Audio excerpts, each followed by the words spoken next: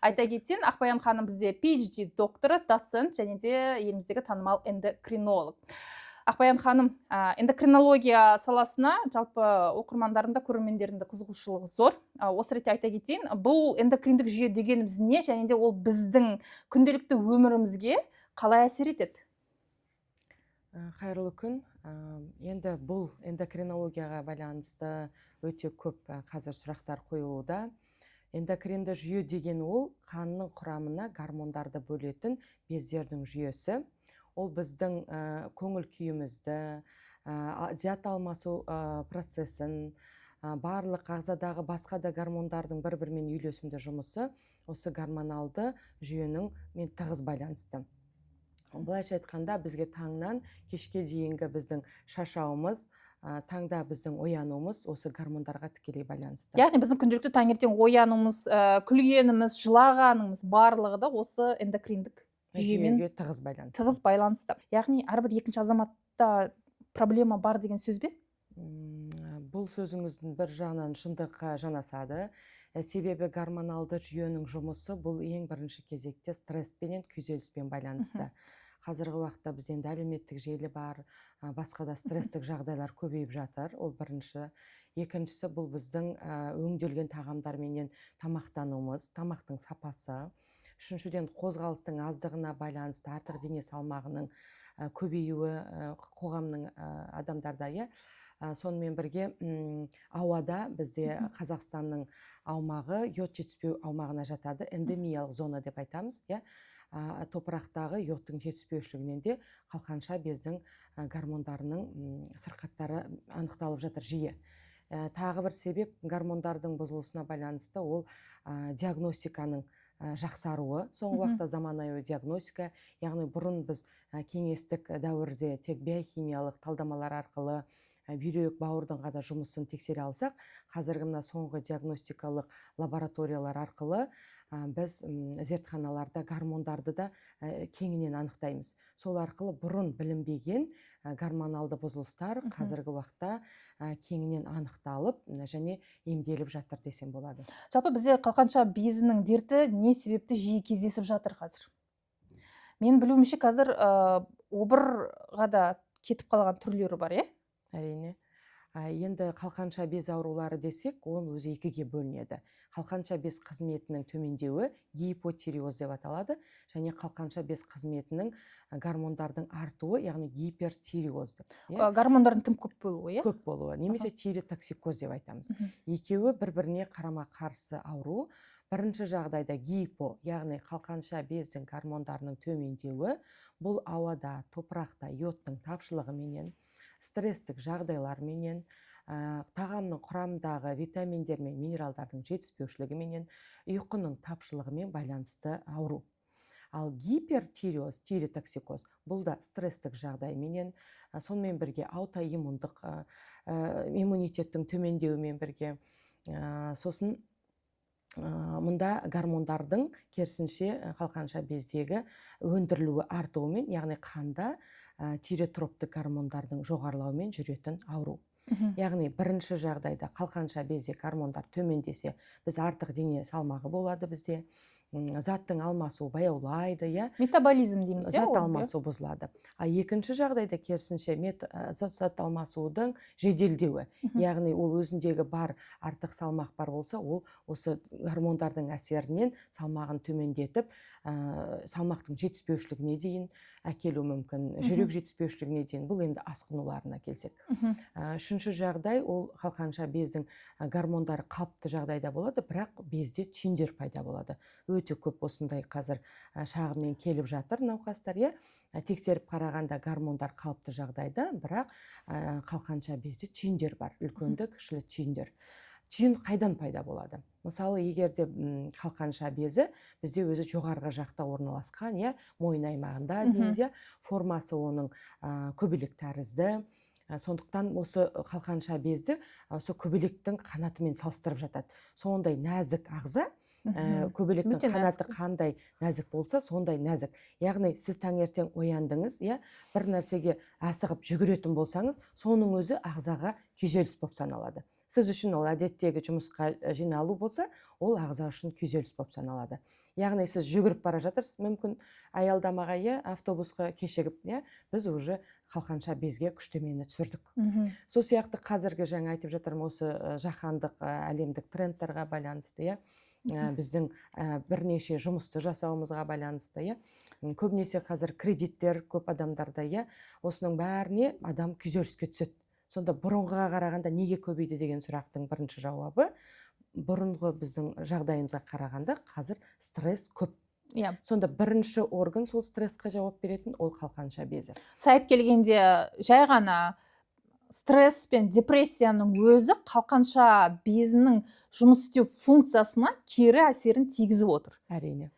Оған қоса біздің тамақтануымыз, яғни бүгінгі таңда жаңа өзіңіз айтып кеттіңіз, жаңа тез дайындалатын тағамдар, одан қалды бізде газды сусындар, қазіргі жастардың арасында өте белең алып бара жатқан, атын айтпай ақ қояйын, бірақ жаңағы әлгі тәтті сусындардың өздері функцияны, яғни мына нәзік ағзаның жұмысын тежеп отыр.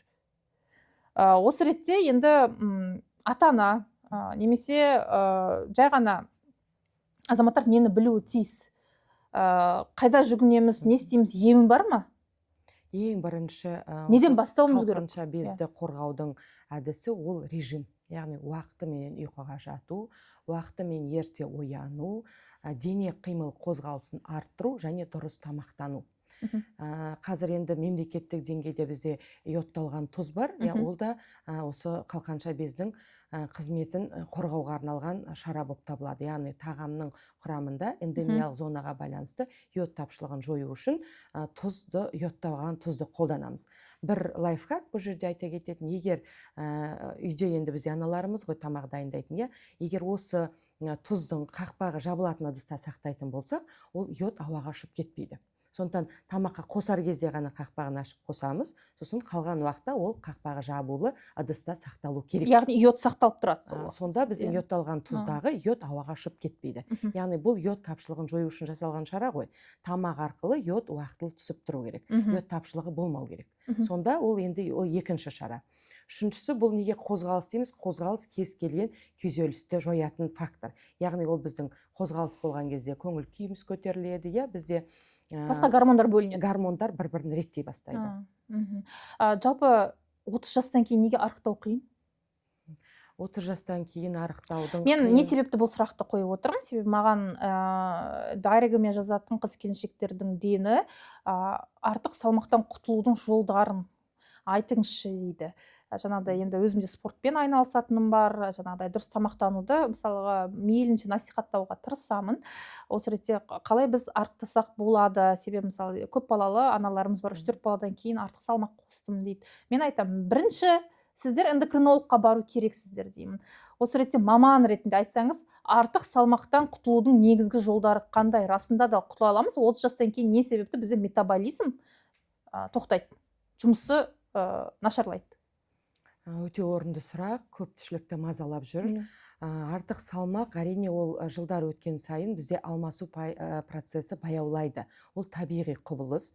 Ал көбінесе жас аналар деп атап өтіп отырсыз, жас аналарда артық салмақтың болуы босанудан кейінгі бала емізумен байланысты. Бала емізу кезінде бізде гипофиздан бөлінетін бас миында пролактин деген гормонымыз бар.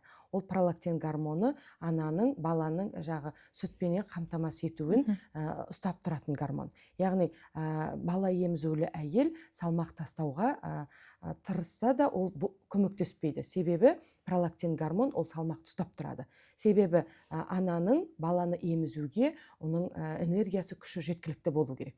Ол бірінші мәселе. Екінші мәселе, егер жүктіліктің алдында бала емізу менен жүктілік басталмай тұрып, әйел адамда артық салмақ болса, бұл көбінесе инсулинге төзімділіктің артуымен байланысты. Яғни ағзада инсулин көбейеді, сосын клеткалардың ішіне глюкоза кіре алмайды. Ағзада энергия көп, бірақ оны клеткада тапшы. Сосын адамда миға сигнал барады, қарын ашты деген сөзге, сосын тағы да адам тамақты жей бастайды. Хотя ол ағзада артық энергия майға айналып жатыр бауыр арқылы. Сонда біз айтамыз, сіздің салмағыңыз баланы босанғаннан кейін ғана бірден ол көтеріліп кеткен жоқ. Мүмкін сізде босанудың, жүктіліктің алдында артық салмақ болды. Оның үстіне келіп жаңағы пролактин гормоны, ол қалыпты табиғи жағдай, сүт балада анасында сүт болуды қамтамасыз ететін. Екеуі қосылған кезде салмақ өте көп деңгейге бізде артып кетеді.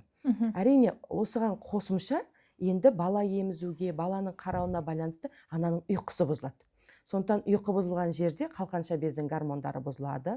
Тиреотропты гормон дейміз, сол жоғарылайды. ТТГ гормоны дейміз. Сол ТТГ гормоны жоғарылағанда зат алмасу тағы баяулайды.